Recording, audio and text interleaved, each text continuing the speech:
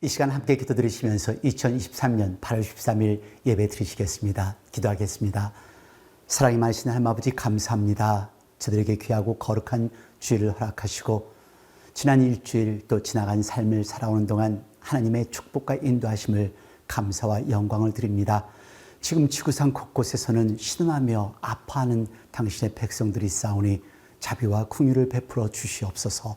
저희 믿는 자들이 더욱더 기도하며 하나님 앞에 회개하며 기도하는 저희들이 되도록 인도하여 주시고 오늘 예배 위에 하나님께서 함께하여 주옵시며 홀로 영광받아 주옵소서. 예수 그리스도를 받들어 감사드리며 간절히 바라옵고 기도드렸습니다. 아멘. 오늘 하나님의 말씀은 예배소서 3장 16절로 19절까지의 말씀 되겠습니다. 함께 봉독하겠습니다. 그 영광의 풍성을 따라 그의 성령으로 말미암아 너의 속사람을 능력으로 강건하게 하옵시며 믿음으로 말미암아 그리스도께서 너의 마음에 계시게 하옵시고 너희가 사랑 가운데서 뿌리가 박히고 터가 굳어져서 능히 모든 성도와 함께 지식에 넘치는 그리스도의 사랑을 알아 그 넓이와 길이와 높이와 깊이가 어떠함을 깨달아 하나님의 모든 충만하신 것으로 너에게 충만하게 하시기를 구하노라. 아멘. 정말 많이 덥죠. 바로 말복이 지났는데요. 폭우와 폭염 속에서 잘 지내시고 계시는지 궁금합니다. 아마 지난 월요일 워싱턴에 계셨던 분들은 다 함께 경험하셨을 텐데요. 전화에서 갑자기 경고음이 삐 하고 울리면서 토네도 경계 공부와 함께 폭우주의보가 내리는 겁니다. 그래서 빨리 집에 가야겠구나 하면서 교회를 나서는데 하늘이 갑자기 깜깜해지는 것입니다. 전 사실 처음으로 그런 것을 경험을 했는데요. 라디오에서는 토네도로 날아갈 수 있으니까 66번 선 하이웨이 선상에 있는 자동차들은 있는 곳에 서 있으라는 경고도 계속 보도되는 것이었습니다. 당연히 겁이 나죠.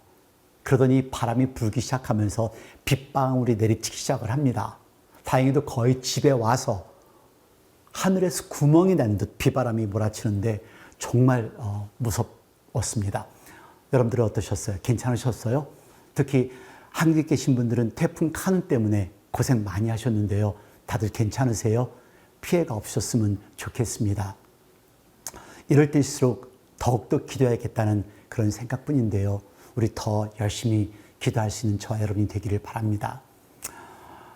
오늘 설교를 준비하면서 이 단어를 생각해 보았습니다. 워커홀릭, 일중독이라는 말씀. 일중독이란 말은 계속해서 일을 하다 보니 일을 하지 않으면 오히려 불안하게 여기는 상태를 비유적으로 이루는 말인데요. 혹시 일중독자는 아니신가 물어보고 싶습니다. 우리 한국 사람들은 거의 대부분이 일중독자인 것 같다는 생각을 해보았습니다. 아니라고 하면서도 아파서 누울 때까지 아니면 늙어서 힘이 없을 때까지 일을 하고 있잖아요. 그래서 우리 모두가 일중독자 같은 그런 생각을 하게 되는데요. 독일의 신경정신과 의사 페터 베르거 박사가 일중독의 3단계라는 글을 썼습니다. 하던 일을 중단하거나 미룰 수 있다면 그 사람은 건강하게 일하는 사람이라는 것입니다. 네, 하던 일을 중단하거나 미룰 수 있다면 그 사람은 건강하다. 일을 조정할 수 있다는 그런 뜻이겠죠. 일중독의 3단계 중 첫 번째 단계는 집에 와서도 일하는 사람입니다. 그 일중독의 두 번째 단계는 일중독에 걸렸다고 자각하면서도 일부러 취미, 봉사, 여가를 만드는 경우이고요. 일중독의 3단계는 어떤 일이든 환영하고 주말이나 밤에도 일하고 건강이 무너질 때까지 일에 매달리는 경우입니다. 일이 이기나 내가 이기나 한번 해보자는 식으로 매달리다가 결국에는 건강을 해치고 마는 그런 사람들이죠. 여러분은 어떤 단계이신 것 같아요? 저는 부끄럽게도 3단계입니다. 알면서도 안 돼요. 특히 노를 못하니까 정말 일이 계속 쌓이고 쌓일 때가 많이 있거든요. 저야 딸린 식구가 없으니까 짧고 굵게 산다는 그런 태도이지만 그렇게 건설적인 생각은 아닙니다. 우리 교회 식구들 위해서라도 정말 더 오래 건강하게 복음을 전하고 또 말씀을 전해야 될 텐데요. 여러분들께서 여러분들의 자녀, 식구를 사랑하신다면 나를 점검해 가시면서 일을 하시기를 바랍니다. 특별히 우리 신앙생활 하는 사람들은 특히 더 그렇습니다. 내가 신앙생활 잘하고 있는지 아니면 내가 죽어가고 있는지 점검하실 수가 있으셔야 합니다. 신앙생활을 아예 하지 않는 사람은 그것이 죄인지 죽음인지 모르고 살아가니까 크게 신경을 안 씁니다. 하지만 신앙생활을 하던 사람은 자기의 삶이 세상으로 흘러돌아가는지 그리고 하나님에 있는지 밖에 있는지를 압니다. 한 번 주일을 안 나오면 두 번 안 나오는 것은 쉽습니다. 세 번, 네 번은 아예 포기해버립니다. 그리고 점점 세상으로 흘러가게 되는 거죠. 시간을 내셔서 점검을 해보십시오. 아무리 바쁘시더라도 시간을 내셔서 아니면 휴가를 내셨더라도 내 신앙 상태, 내 건강 상태를 점검을 해보실 수 있는 저와 여러분이 되셨으면 좋겠습니다. 아직 여러분 끝나지 않았습니다. 더 힘을 내야 합니다. 다시 말해서 아직 우리 인생이 끝나지 않았다는 말씀입니다. 아직 우리가 헤쳐나가야 할 일이 많이 있기 때문에 우리 힘을 내서 열심히 살아야 합니다. 인생의 더위, 인생의 힘든 고통, 인생의 어려움을 이기기 위해서 어떻게 해야 할지 오늘 본문의 말씀을 통해서 깨닫기를 원합니다.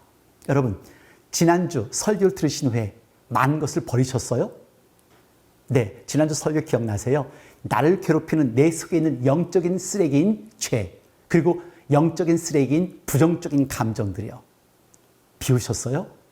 그렇다면 그 비워진 마음에 무엇인가 채워 넣어야지요.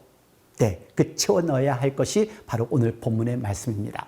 오늘 본문은 예배소인들을 위한 바울 사도의 간절한 기도로 시작을 합니다. 3장 14절과 15절 말씀 같이 보시겠습니다. 이러함으로 내가 하늘과 땅에 있는 각 족속에게 이름을 주신 아버지 앞에 무릎을 꿇고 비노니, 그리고 16절부터 그의 기도가 시작됩니다. 기도의 내용은 이렇습니다. 성령으로 속사람이 강건해지고 믿음으로 그리스도가 함께하는 것이며 사랑의 뿌리가 내려 그리스도의 사랑을 온전히 깨닫는 것, 그리고 하나님의 성령 충만으로 사는 것을 기도하는 것이 바울 사도의 기도였습니다. 네, 예배소인들을 위한 기도였죠. 자, 여러분, 우리의 빈 속을 채우기 위해서 제일 첫 번째 될 것은 먼저 속사람이 강건해지기를 기도했던 바울 사도의 말씀처럼 우리의 속사람이 강건해져야 합니다. 3장 16절 말씀 보시겠습니다. 그 영광의 풍성을 따라 그의 성령으로 말미암아 너의 속사람을 능력으로 강건하게 하옵시며. 몸이 건강하고 근육이 있다고 해서 행복한 것은 아닙니다. 물론 당연히 알고 있지요. 물질이, 명예가, 큰 집이 나를 행복하게 하거나 강하게 만들지도 않는다는 것을 알고 있습니다. 근데 여러분, 이건 아시나요? 속사람이 강건해야 상처도 안 받고 자신 있게 살아간다는 사실이요. 여러분, 자신 있으세요? 누가 뭐라 해도 실족 안 될 자신이 있으시면 여러분들은 속사람이 강한 사람입니다. 쉽게 상처받고 쉽게 실족하면 당신의 속은 너무도 약한 사람입니다. 그래서 속사람이 강해지려면 두 번째, 그리스도가 나의 삶에 항상 함께하는 믿음이 필요하다고 바울 사도가 기도합니다. 3장 17절 말씀 보시겠습니다. 믿음으로 말미암아 그리스도께서 너의 마음에 계시게 하옵시고 너희가 사랑 가운데서 뿌리가 박히고 터가 굳어져서. 여러분, 하나님을 느낀다는 것은 내가 누구인지를 안다는 것입니다. 내가 누구인지 아시나요? 정말로 죄 많았던 사람, 부족했던 사람, 지옥에 가도 당연했던 사람, 그런 나를 사랑하셔서 당신의 아들을 십자가에 못 박혀 돌아가시게 하신 그 하나님의 사랑, 그 은혜를 아는 것이 성령 충만한 삶이고 그리스도와 함께하는 사람입니다. 성령 충만한 삶은 감사한 삶이고 겸손한 삶이라는 것을 기억하십시오. 그런데요, 우리는 시간이 지나가면서 너무도 쉽게 머리가 커집니다. 쉽게 내가 이루었다고 생각을 합니다. 어느 순간 처음 만난 예수님에 대한 사랑을 잊어버립니다. 하나님의 은혜가 지식적인 신앙으로 변해버립니다. 어느 순간 내가 머리가 되어서 신앙과 타협을 합니다. 하나님과 타협을 합니다. 모든 것이 적당한 것으로 변해가는 것이지요. 술도 한두 잔인데 이 정도는 괜찮고, 담배야 성경에 안 써 있으니까 괜찮고, 헌금도 11조는 못해도 주일 헌금을 내니까 괜찮고, 신앙생활 착하니까 남에게 해끼치지 않고 살아가니까 괜찮고. 그렇습니다. 어느 순간부터 처음 만난 그 예수님이 사라졌습니다. 그런데요, 우리가 처음 주님 만났을 때 우리 병들었었던 사람이었잖아요. 처음 만났을 때 아무것도 없었던 사람이었잖아요. 처음 만났을 때 외롭고 힘들었던 사람이었잖아요. 그런데 나를 잊어버렸습니다. 그리고 교만해집니다. 마치 나는 거룩했었던 사람인 것처럼요. 내가 최고로 깨끗한 사람처럼요. 바울 사도가 말하는 이 믿음, 처음 예수님을 만난 그 믿음을 말합니다. 예수님이 나를 위해 십자가에서 피 흘리신 그 은혜를 기억하는 그 감격이 있는, 감동이 있는 그 믿음을 말합니다. 예수님과 함께하는 믿음의 사람은 강해집니다. 그리고 세 번째는 그 사람들은 그리스도의 사랑을 실천하는 삶을 살아갑니다. 3장 18절 말씀 보시겠습니다. 능히 모든 성도와 함께 지식에 넘치는 그리스도의 사랑을 알아. 우리는 사랑을 참 쉽게 말합니다. 교회에서도 그렇죠. 형제님 사랑합니다. 자매님 사랑합니다. 근데 여러분, 주님께서 우리를 사랑하신 것은 생명을 다한 사랑이셨다는 것을 기억하시나요? 생명을 다한 그런 사랑의 뿌리가 내려야지요. 내가 주님을 위해서 죽을 수 있을 만큼 그 사랑하는 그 믿음이요. 그런 뿌리가 내려져서 터가 굳어진다면 우리 함께 복음 전할 수 있고, 함께 기도할 수 있고, 함께 사랑할 수 있고, 함께 영광 드리는 삶을 살아갈 수 있습니다. 진정한 사랑. 저희들의 교회 주일학교 선생님들을 보면 아이들을 가르치는 거 볼 때 참 가슴이 뭉클합니다. 또 진정한 사랑, 권사님과 집사님들 봉사하는 것 보면 가슴이 뭉클합니다. 물론 가식적인 사람도 있고 입으로 다 무너뜨리는 사람도 있어요. 여러분, 이 더위를 이기려면, 아니 인생의 더위를 이기시기를 원하신다면 먼저 성령으로 속사람이 강건해지고, 두 번째 믿음으로 그리스도와 함께하고, 세 번째 사랑의 뿌리가 내려져 그리스도의 사랑을 온전히 깨닫고, 네 번째 하나님의 성령 충만함으로 사시면 됩니다. 다 좋죠. 그런데 안 돼요. 왜요?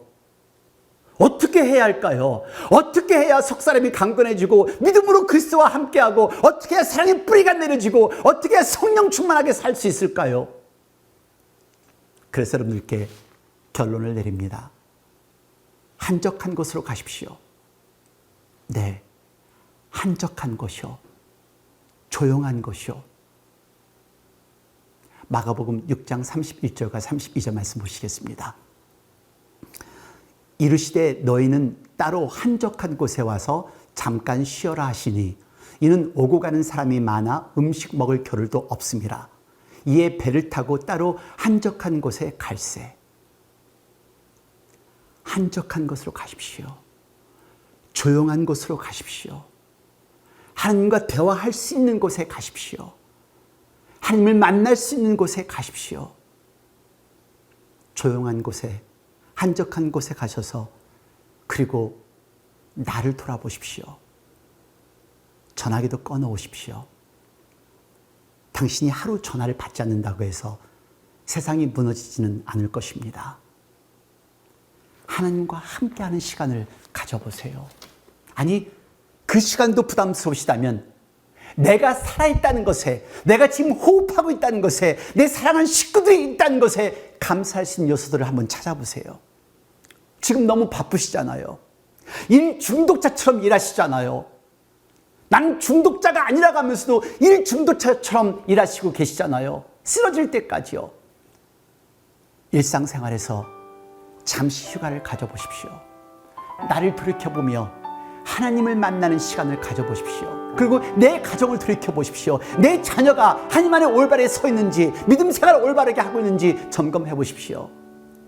그렇게 한다면 당신의 속사람이 강건해질 것이고, 하나님 안에서 기쁨과 감동 속에서 당신의 삶을 영위하게 될 것입니다.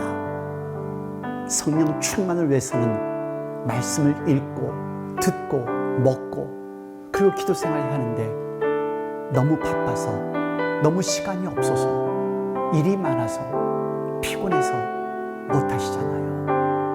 여러분, 하나님 내 속에 영적인 쓰레기를 태우셨으면 그 무언가로 채우셔야죠. 말씀으로 채우세요. 기도로 채우세요. 예배로 채우세요. 휴가 가실 시간이 없으세요? 휴가 갈 여유가 없으세요?